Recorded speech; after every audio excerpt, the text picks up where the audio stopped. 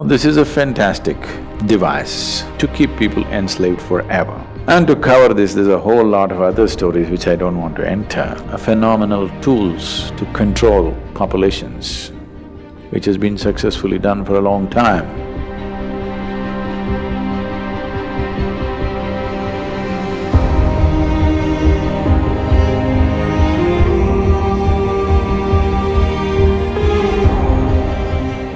It depends on how we shaped ourselves.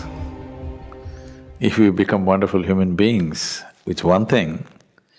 If we have become an ugly manifestation of humanity, definitely it's an original sin.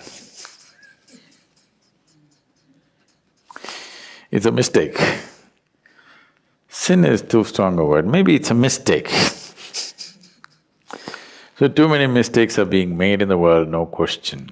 You claim to appreciate or, well, you worship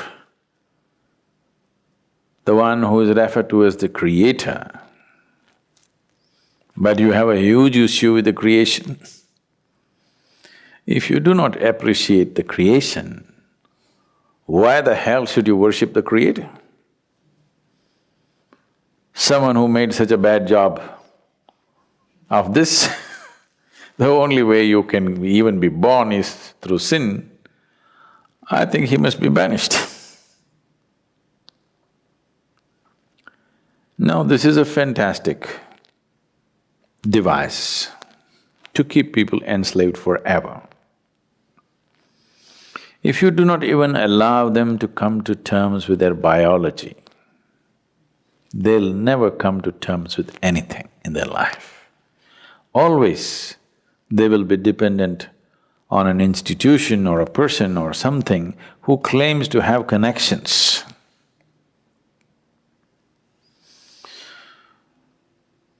An Italian mafia guy was once brought to the law court and he just walked in with this fat cigar in his hand, and like this he came and sat down like he's a guest. Then the judge looked at his arrogance and asked, "Do you have a lawyer?" He blew the smoke out and said, "Well, I got friends in the jury."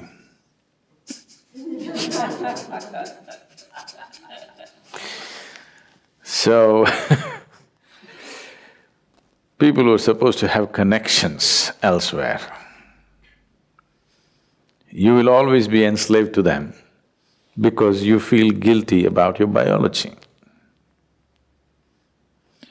This whole thing goes into more grosser and grosser states. So except in certain cultures, everywhere else where dominant religious beliefs were spread, in all those cultures, unfortunately, they make you feel guilty of your very existence, because that way you will always be enslaved to whatever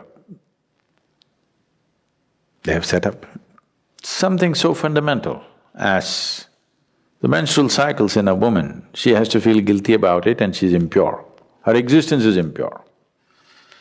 Unfortunately, I want you and all the teachers of the world to understand, if your mother did not have menstrual cycles, you wouldn't be born, even if she met your father. Yes. So the life-making material, unused, is what it is.